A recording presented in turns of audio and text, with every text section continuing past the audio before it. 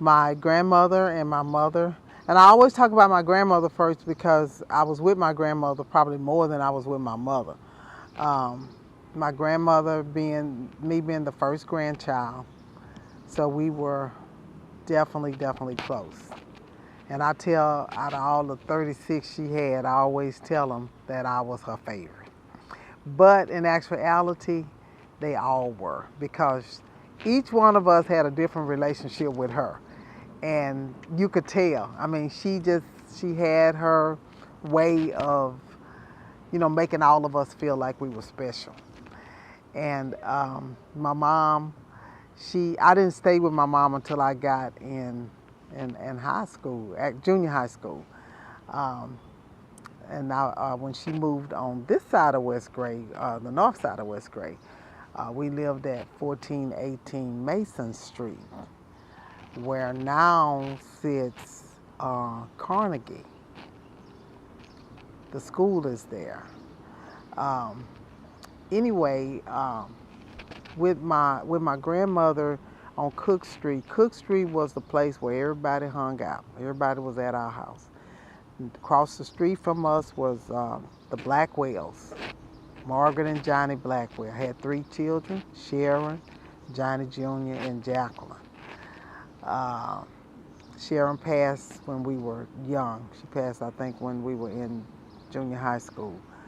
Um, Johnny is a retired teacher for HISD, and Jackie was also a teacher for HISD. She's still teaching, but I don't think not in HISD.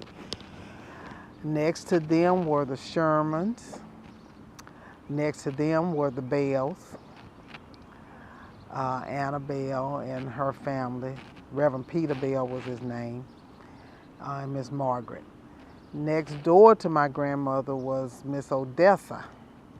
Never knew Miss Odessa's last name, but she would always tell on us when we were doing something we didn't have any business doing. And then on the other side was a house where people that would move in and out all the time. So it was several different people lived there. The Killings lived on the corner of Cook and Gillette. And Deacon Killings was a trustee for Mount Horeb. And Sister Killings was a Sunday school worker. And Deacon Killings pierced my ears. He used to pierce ears in the neighborhood. But Fourth Ward was Freemanstown. That side of Gray was not really considered Freemanstown, but Fourth Ward. But that area over there, I could almost remember every house we lived in because from 1606 Cook, then my mom had two or three places. I know we lived at 2007 Gillette Street, and then we moved to a bigger place at 2105 Gillette Street. Prior to that, we lived in an apartment at 1407 Sutton Street. And my aunts, my mom's sisters, all lived within blocks. My cousins and I all grew up together. And so whatever house you were caught in at night, that's probably where you stayed when the street lights went out. And back then we didn't have to worry about, if you weren't at home, then your mom knew you were at one of her sister's houses or at my grandmother's house. Back over there on Sutton, that was it dead into what we call the alley. It's called the alley. There were about maybe 6, 8 shotgun houses in the alley, and my aunt lived in one of them. I had another aunt that lived on the corner of Sutton and Bailey. The alley was at Bailey. There was a store there, neighborhood store run by Mr. Green. And I think Miss Green is still alive. I think she's over here at the facility that Rosa Sharon, across from Rosa Sharon. But her husband used to have a store there, a neighborhood store where we would go get our food on credit. We would go there, And my mom would, when she was working at the public laundry, which is now they turned that into some type of housing facility, but it's on the corner of West Webster and Gillette, and then the other end is on West Webster and Genesee. But Mr. Green used to let us get things on credit, and then my mom would just pay it back when she got paid. That was the way. And then we had another store on that end called Langford. And Langford is still open today, but it's not really a store now. I think she turned it into a restaurant where you can go get some of the most delicious hamburgers. And Edie is the owner now. Her mom and dad had it. But Langford was another grocery store that she would let my grandmother get stuff on credit there. And they had a washateria behind it, and we supported them by going to the washateria because at that time we didn't have washer and dryers. We were doing good to, just have some of the necessities. So washer and dryers were not a necessity then to have in the house because that was a laundromat. And we used to have to wake up every Saturday morning and my grandmother would make us push the basket to the washateria because she couldn't do it. And then we had to help her load and unload and fold and put them back in the basket, take them home, put them up. We also had the opportunity to live like we lived in the country because she had a scrub board that certain things we didn't put in the machine that we had to wash on our hands. And we washed in the bathtub.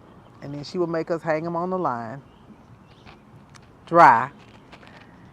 All of this had to be done on a Saturday because we could not do anything on Sundays but go to church. She would put it out there early. The sun would hit it dry, and then we had to iron every piece for school the next week.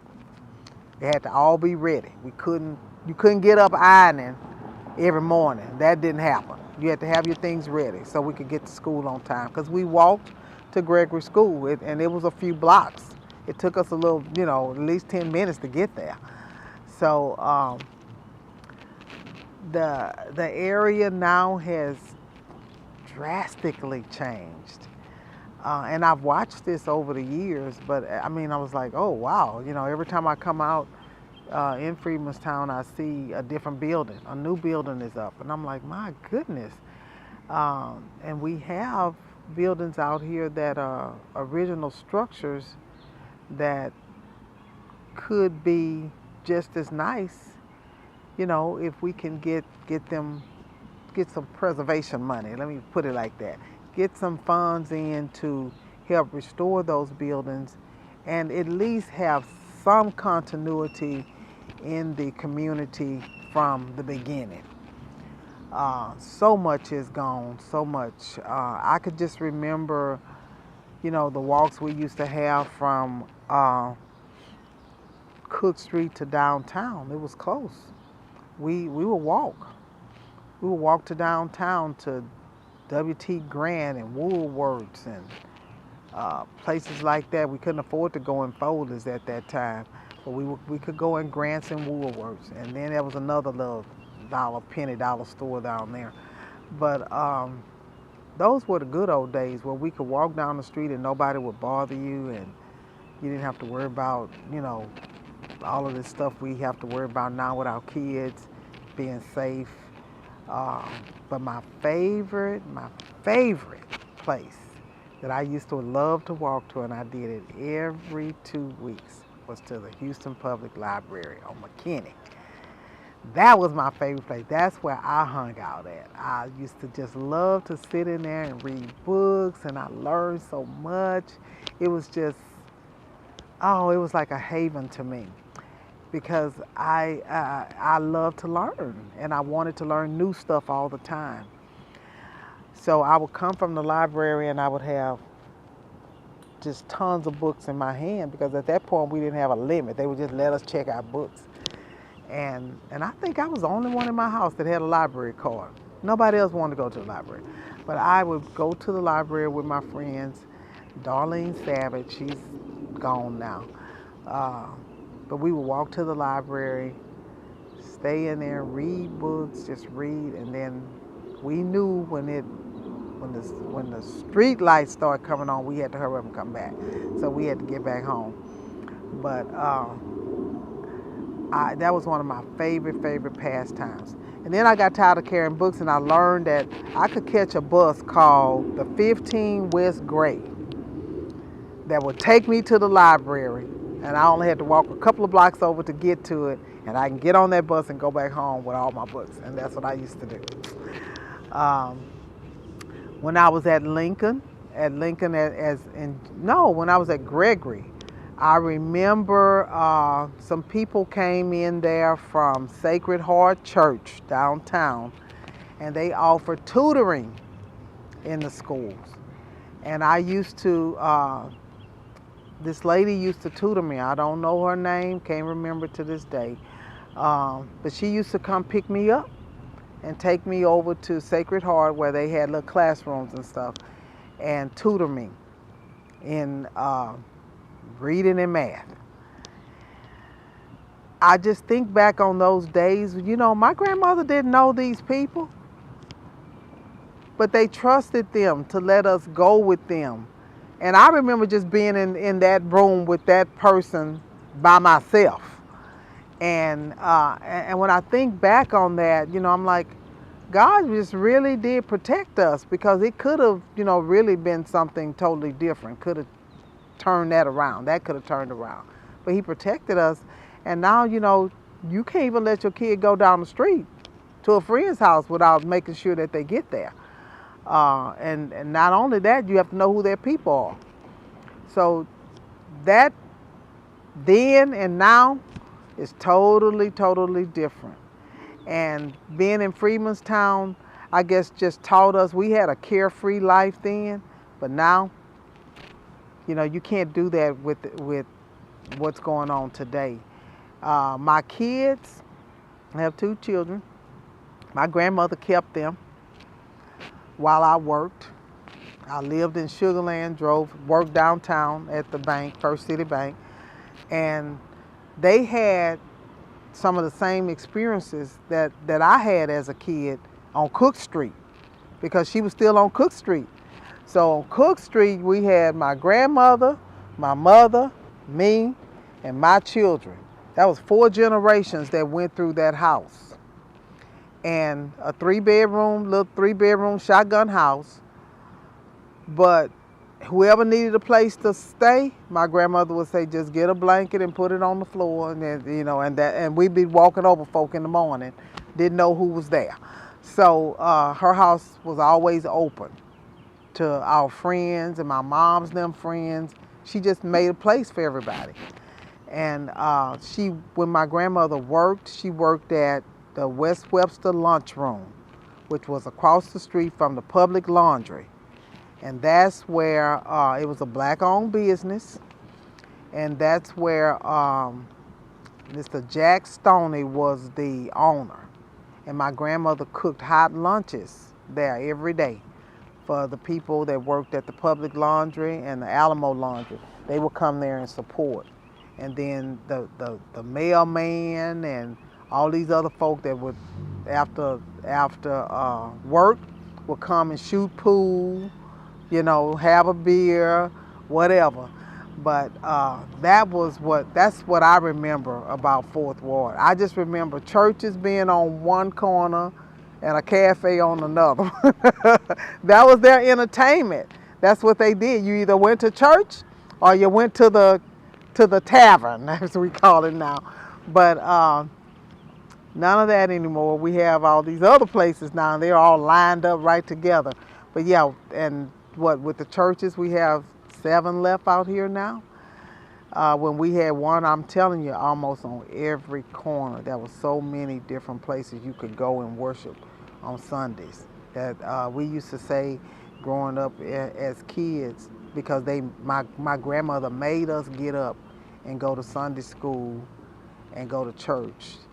and we would see others walking in the neighborhood going to church, and we would always say there should be no sinners in Fourth Ward with all the churches that we had, because everybody was made to go to church whether they wanted to or not.